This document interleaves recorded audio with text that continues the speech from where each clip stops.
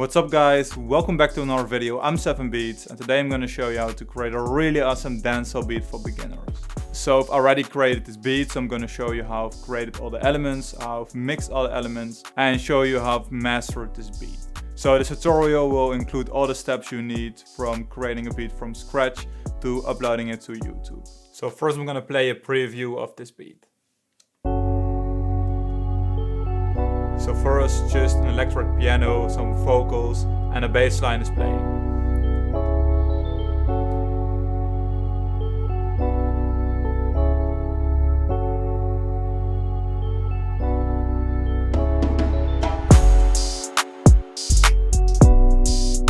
I think this one is really wavy.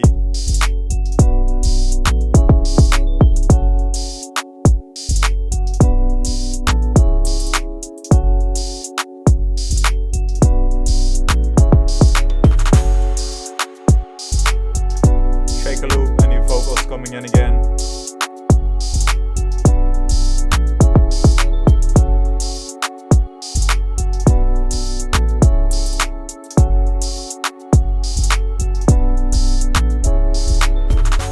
And a bridge part.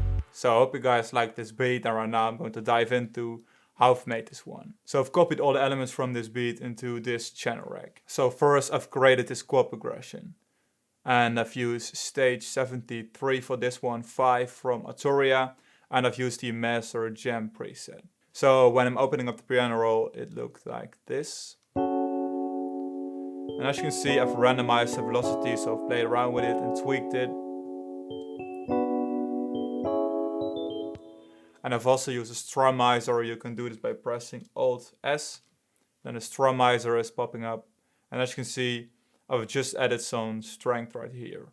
On the piano I've used this vintage verb, this preset right here, and an EQ, so I've just boosted some of the high-mid frequencies.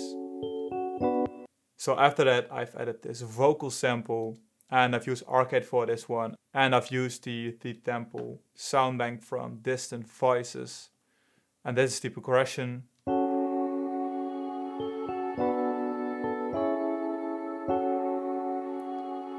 And I've added this EQ and cut out some of the low frequencies and high frequencies, and added this vocal doubler just to spread out the sound, just to widen it. So after that I've added a bass line, and I've used Serum for this one, so I've just created this one myself. So just select 2 saw waves like this and turn down oscillator A 2 octaves and oscillator B -1 octave, and then add this filter and choose the MG Low 24, and then just use this cutoff filter. So this F sharp, B and C sharp. F sharp, B and C sharp. After that I started to add some drums. So as you can see, I've also played around with the velocity.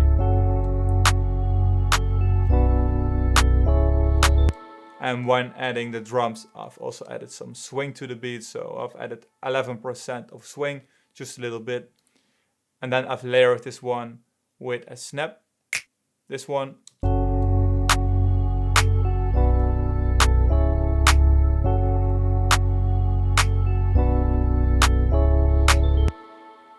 Then I've added this open head. And I've created an envelope like this to control the sound, so control the length of the sound.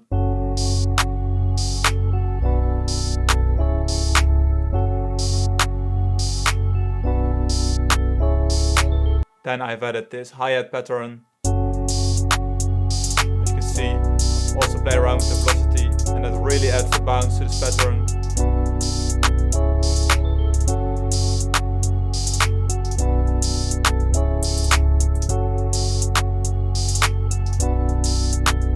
And I forgot to mention this right here. So right here I've created this clap roll. And I've played around with the velocity like this. So it's going up in volume. Then I've added the typical Afrobeat clap. But I've added a lot of reverb to this one right here. And I've also used the Valhalla Vintage Verb when adding the reverb. This preset right here. Then I've added this shaker loop. This one.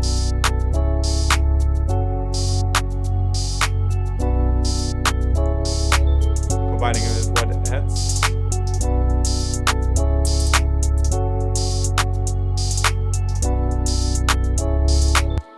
And then the kick is coming in. So I've used a really hard kick for this one. This one right here. Really simple pattern. Right here it gets more complicated, but I think it goes perfect with all the elements.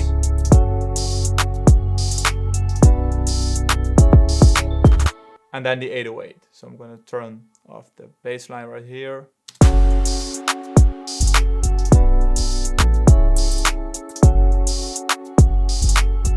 As you see, I've also played around with the velocity right here.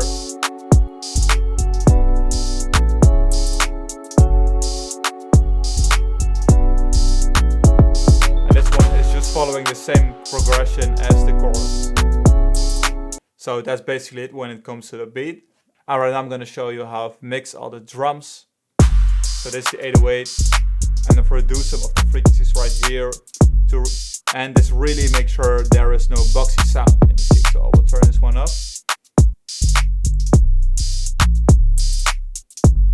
So this one really pushes the 808 to the back of the beat. And then I've used some side chaining. As you can see, when the kick is coming in, the 808 is side chaining. How can you do this? Just select the kick, deselect this one right here, and then just sidechain to this track. And then you open up a Fruity mixer, go to compression, sidechain 1, and then just copy this preset right here. And now your 808 is sidechaining from the kick. And I also did the same with the bassline. So when the bassline is coming in, it's also sidechaining. Really simple mixing trick. So when panning all the elements, make sure your loudest elements are separate to the left and one to the right, and the ones which are more on the background are panned to the left and to the right. And this way you really separate the sounds, and I think it really improved the mix. And nevertheless, I do not add any compression or whatever on my drums. I just pick the right volume and that's it. So I've added some effects right here.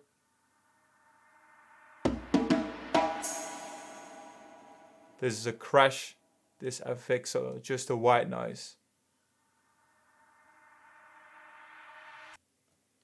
This roll. And this crash. Right here I've added another drum fill. Combining it with this tom right here. Altogether it sounds like this. Just a tiny detail. And right here I'm not using a roll, but just the white noise, a crash and a tom. And of course I'm combining it with the clap right here. And this is basically repeating every transition. So I already showed you this part of the beat, and right now I'm going to zoom in on this part of the beat. So this is most likely a bridge part of the beat.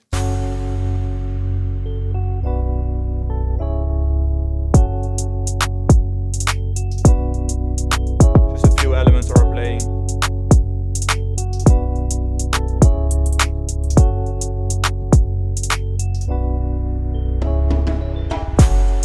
And the 808 is coming in.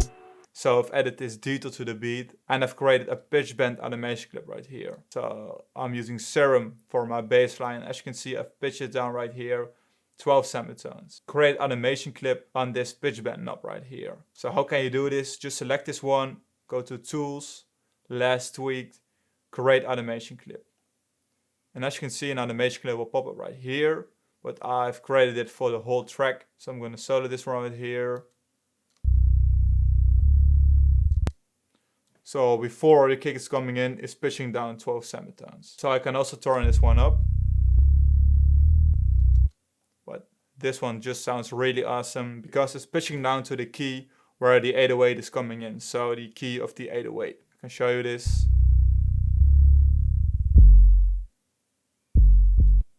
Just a tiny detail, but I think awesome to add to the beat. And then just the beat is basically repeating.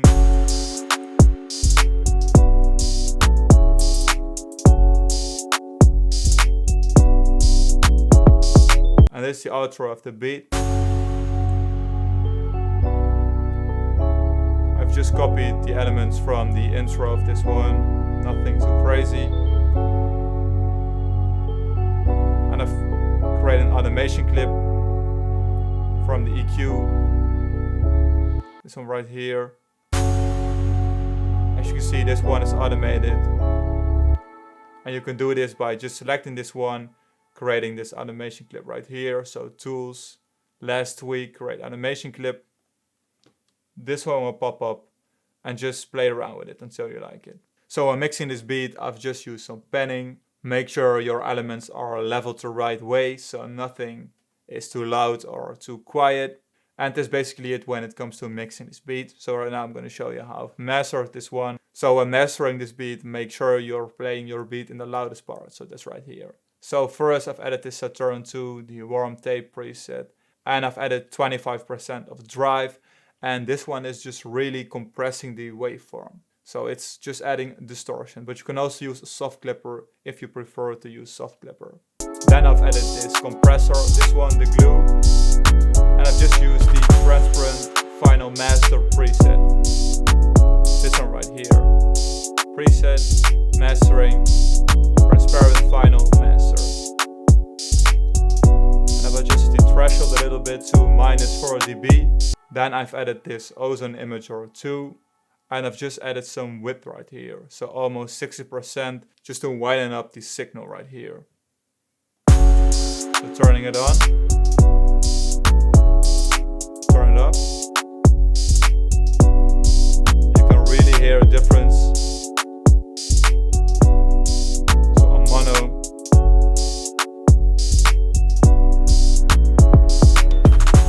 I think sounds really awesome when adding this to a beat like this. And then I've added this ozone 9 right here. In this case I've turned down the output because it's a tutorial. So as you can see, I've added the imager right here to make sure my low frequencies are on mono. So frequencies lower than 111 are on mono. So band 2 is on default, so this one right here. Band 3, I've added 5% of width right here. And band 4, I've added over 11% of width right here. So this comes to the high frequency. And then I've added this maximizer, so I've used this RC5 right here. Enable the true peak, set the ceiling to -0.1. I recommend this when creating just beats, but when you're mixing or mastering a track for an artist, don't use this technique.